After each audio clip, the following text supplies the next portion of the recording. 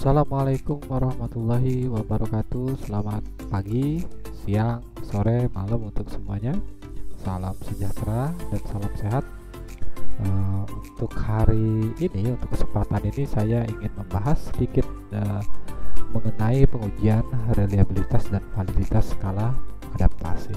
Saya mungkin tidak akan terlalu fokus pada definisinya, karena mungkin itu bisa teman-teman semua dapat dari buku-buku metode penelitian atau buku-buku psikologi statistik atau buku-buku sejenis itu. Jadi silahkan dipelajari mengenai definisi, terus tipe-tipe validitas dan terusnya. Yang ingin saya jelaskan di sini adalah bagaimana cara kita melakukan pengujiannya. Untuk kasus kita yang kali ini, saya ingin membahas mengenai pengujian reliabilitas dan validitas pada sebuah skala adaptasi. Nah, sekarang apa itu skala adaptasi? Skala atau kuesioner atau instrumen yang biasanya kita gunakan dari skala atau kuesioner yang dikembangkan oleh orang lain gitu. Jadi kita mengadaptasi itu artinya misalnya skala aslinya itu berbahasa Inggris, kita translate ke bahasa Indonesia itu dan dilakukan penyesuaian, itulah namanya skala adaptasi. Kemudian pertanyaannya adalah perlukah skala atau kuesioner adaptasi itu diuji ulang validitasnya? Nah, ini adalah pertanyaan. Kalau ini saya sering membaca artikel-artikel di jurnal internasional terkemuka. Maksudnya terkemuka ini adalah jurnal-jurnal dari publisher-publisher top dan penulis-penulis top juga. Rata-rata untuk penelitian itu ada yang tidak melaporkan uji validitasnya, ada yang juga melaporkan. Jadi biasanya kalau yang skala adaptasi itu di bagian metode, terutama di subchapter pengukurannya itu cuma dilaporkan krombah alfanya. Jadi konsistensi internalnya saja yang dilaporkan. Jadi misalnya organization commitment adapted from siapa gitu, dari diambil dari skala yang dikembangkan oleh siapa. Kemudian di paragraf akhirnya itu nanti dijelaskan berapa nilai krombah alfanya. Nanti akan saya tunjukkan contohnya. Nah, tapi ada juga penelitian yang melaporkan hasil uji validitasnya meskipun kuesioner yang digunakan atau skala yang digunakan itu adalah adaptasi.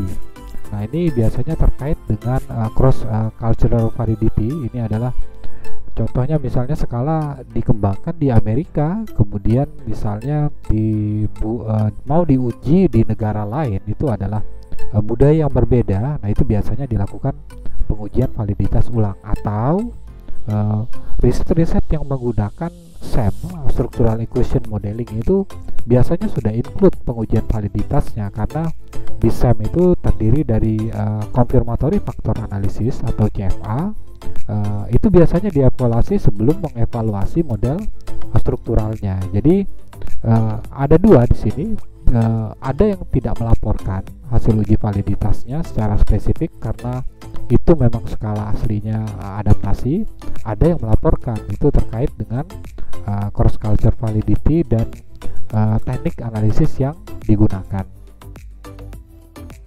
Saya berikan contoh sebuah artikel, dua artikel terkait dengan pembahasan saya sebelumnya mengenai pelaporan uji validitas itu perlu dilakukan atau tidak. Ini yang contoh pertama. Jadi ini tentang work engagement. Saya pakai keywordnya itu work engagement dan satisfaction. Kemudian dapatlah beberapa artikel yang sesuai. Ini saya ambil misalnya contoh yang pertama ini dari Taylor and Francis.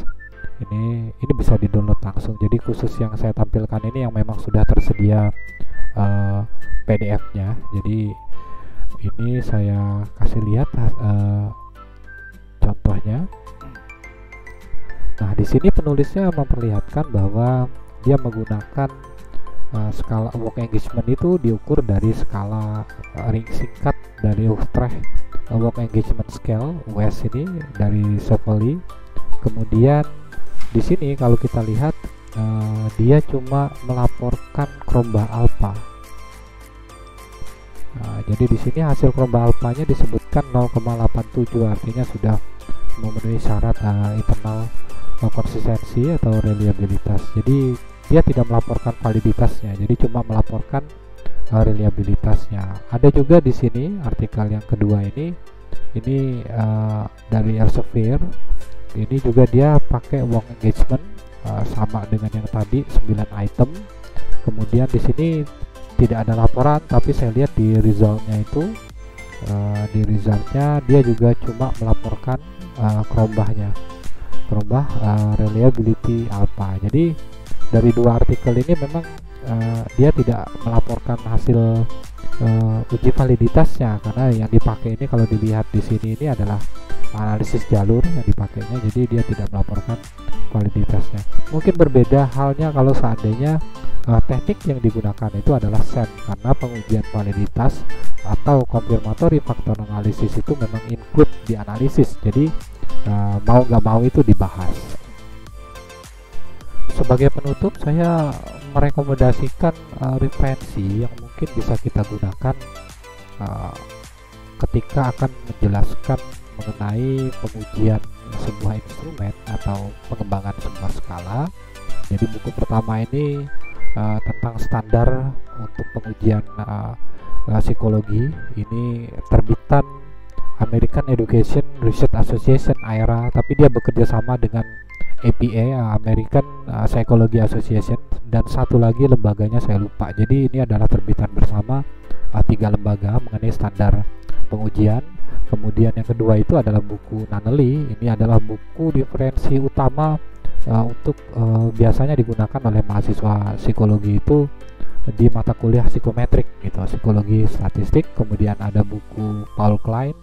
Kenapa saya bilang Nunnally ini adalah buku yang paling banyak di refer oleh para penulis, termasuk si Paul Klein juga dia merefer beberapa pendapat dari Nunnally.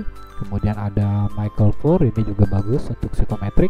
Kemudian untuk yang referensi dari Indonesia itu adalah buku karangan Profesor Saifuddin Azwar. Ini bukunya sangat baik dan sangat lengkap, dan penjelasannya juga sangat spesifik pada pengujian reliabilitas dan validitas. Saya pikir demikian untuk pembahasan mengenai validitas dan reliabilitas.